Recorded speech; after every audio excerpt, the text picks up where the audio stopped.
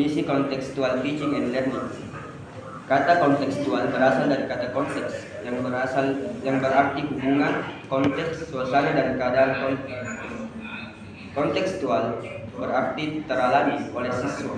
Konteks teaching and learning dapat diartikan sebagai suatu pembelajaran yang mengandung arti yang berkenaan, relevan dengan hubungan atau kaitan langsung mengikuti konteks yang membawa maksud, makna dan kepentingan.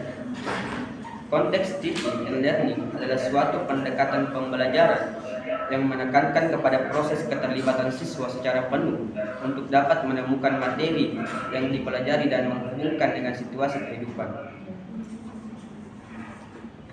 Pembelajaran kontekstual adalah suatu pembelajaran yang menekankan kepada proses keterlibatan siswa secara penuh untuk dapat menemukan materi yang dipelajari dan menghubungkannya dengan situasi kehidupan nyata, sehingga mendorong siswa untuk dapat menerapkannya dalam kehidupan nyata. Ada beberapa pengertian atau definisi yang dikemukakan oleh para ahli tentang definisi kontekstual teaching and learning. Salah satunya yaitu Alain B. Johnson merumuskan pengertian kontekstual teaching and learning sebagai sistem pendidikan atau sistem kontekstual teaching and learning adalah sebuah proses pendidikan yang bertujuan untuk menolong para siswa melihat makna di dalam materi akademik yang mereka pelajari dengan cara menghubungkan subjek-subjek akademik dengan konteks dalam kehidupan keseharian mereka, yaitu dengan konteks keadaan pribadi, sosial, dan budaya mereka. Untuk mencapai tujuan ini, sistem tersebut meliputi 8 komponen berikut, yaitu membuat keterkaitan yang bermakna, melakukan pekerjaan yang berarti, melakukan pembelajaran yang diatur sendiri, melakukan kerjasama, berpikir kritis dan kreatif, membantu individu untuk tumbuh dan berkembang, dan mencapai standar yang tinggi, dan menggunakan penilaian autentik. Dengan demikian, kontekstual teaching and learning. Baik, bismillahirrahmanirrahim. Assalamualaikum warahmatullahi wabarakatuh.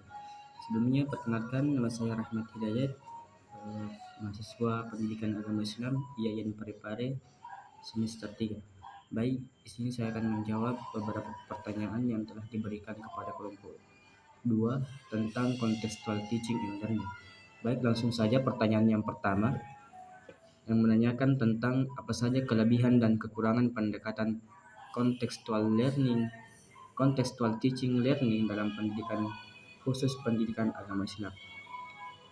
Nah, jadi pendekatan kontekstual teaching and learning memiliki kelebihan dan kekurangan yang dapat mempengaruhi implementasinya dalam pendidikan agama Islam.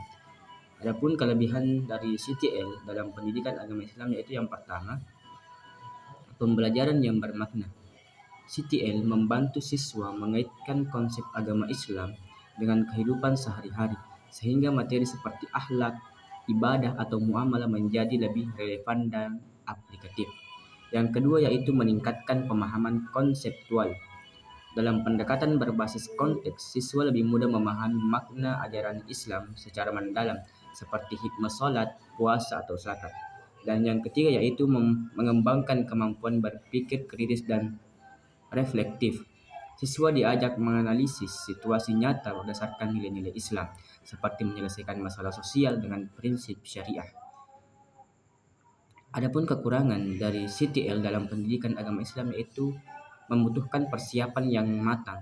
Jadi yang pertama itu kekurangan dari CTL yaitu guru harus merancang pembelajaran dengan konteks yang sesuai, yang memerlukan waktu dan keterampilan tambahan, di mana semua guru siap dengan tuntunan ini. Yang kedua yaitu kesulitan mencari konteks yang tepat. Dalam beberapa topik seperti akidah atau keimanan, sulit menemukan konteks praktis yang langsung relevan dengan kehidupan siswa. Yang ketiga itu keterbatasan waktu pembelajaran. Proses pembelajaran berbasis konteks sering memakan waktu lebih lama dibanding metode konvensional, sehingga dapat mengganggu pencapaian kurikulum.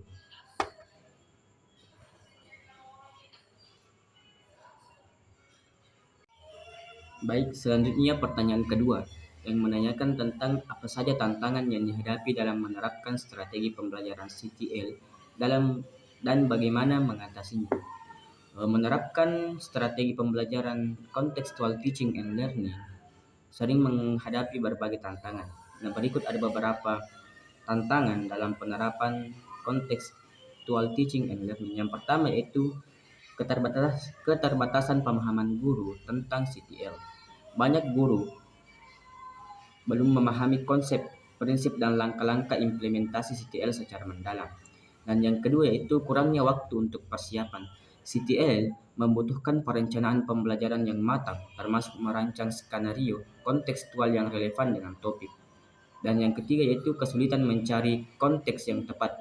Tidak semua materi pembelajaran mudah dihubungkan dengan kehidupan nyata siswa, terutama pada topik yang abstrak. Adapun strategi untuk mengatasi tantangan CTL yaitu yang pertama pelatihan dan pengembangan kompetensi guru, di mana seorang guru mengadakan pelatihan khusus tentang CTL untuk meningkatkan pemahaman guru terkait konsep, penerapan, dan evaluasi. Guru juga dapat mengikuti workshop atau berbagai praktik terbaik dengan kolega. Yang kedua yaitu perencanaan yang efektif. Alokasi waktu untuk perencanaan bersama dalam kelompok kerja guru agar desain pembelajaran berbasis konteks lebih matang dan relevan. Yang ketiga yaitu pemilihan konteks yang fleksibel dan relevan. Gunakan konteks yang umum dialami siswa seperti kehidupan keluarga, lingkungan, sekolah, atau fenomena lokal agar mudah dipahami oleh semua siswa. Oke, baik. Selanjutnya pertanyaan yang terakhir yang menanyakan tentang mengapa prinsip saling ketergantungan penting dalam penerapan contextual teaching and learning di lingkungan sekolah. Nah, prinsip saling ketergantungan penting dalam penerapan contextual teaching and learning atau CTL di lingkungan sekolah karena mencerminkan sifat alami proses pembelajaran yang kolaboratif dan relevan dengan dunia yang nyata. Ada beberapa alasan mengapa prinsip ini penting, yaitu yang pertama mendorong kolaborasi. Dalam CTL, siswa bekerja sama kelompok untuk memecahkan masalah atau mengerjakan proyek. Saling ketergantungan memungkinkan mereka untuk berbagi ide, pengalaman, dan pengetahuan yang memperkaya proses pembelajaran. Hal ini juga mengembangkan keterampilan kerjasama yang diperlukan dalam kehidupan yang nyata. Yang kedua yaitu menumbuhkan rasa tanggung jawab. Dengan saling bergantung, setiap siswa menyadari bahwa kontribusinya penting bagi keberhasilan kelompok. Ini membantu menanamkan rasa tanggung jawab dan mendorong partisipasi aktif dalam pembelajaran. Yang ketiga yaitu meningkatkan pemahaman materi. Siswa dapat saling membantu memahami materi dengan cara lebih sederhana dan relevan karena mereka seringkali lebih mudah menjelaskan kepada temannya atau teman sebaya dibandingkan guru. Prinsip ini mendukung konstruktivisme di mana siswa membangun pemahaman dari pengalaman kolektif. Mungkin itu jawaban yang sempat saya berikan kepada teman-teman yang telah memberikan beberapa pertanyaan kepada kelompok kami. Kurang dan lebihnya mohon dimaafkan. Assalamualaikum warahmatullahi wabarakatuh.